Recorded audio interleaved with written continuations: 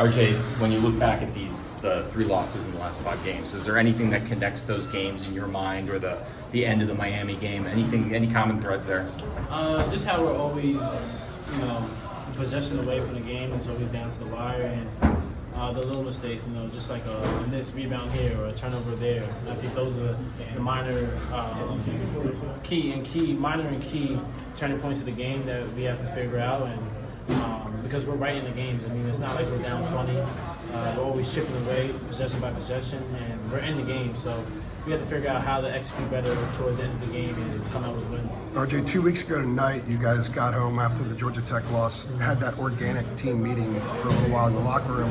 How do you guys do this now? How do you discuss where you are 3 out of 5, and you have to march forward at this point? I think the main thing right now for us is to stay together. I mean, I don't think, none of us, like the feeling of losing, and especially the season we're having. But we got to stay together, stay the course, and go back to the drawing board, see what we did wrong and how can we improve, and just take it day by day, game by game. But we also got to learn from our mistakes. I think that's what's gonna, make us get to that next step, which is the elite level for us. But we got to learn to sustain that, but at the same time, just stay composed and stay poised.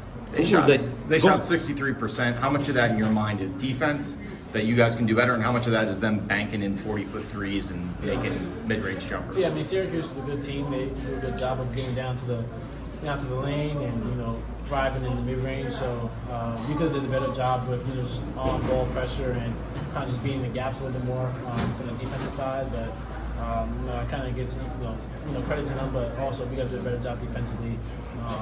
Starting with myself.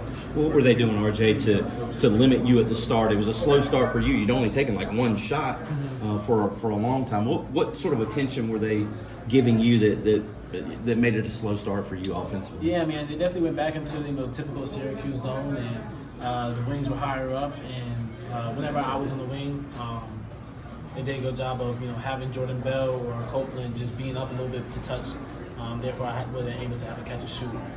Just being more aware of where I was at. I think I could have done a little bit better job just being aggressive. But that's something I'll learn from and be better going forward. One more question. You guys like to run. You're a fast break team, but tonight Syracuse dropped back into the zone after made baskets. What sort of effect did that have on your offense? I mean, it's definitely kind of just.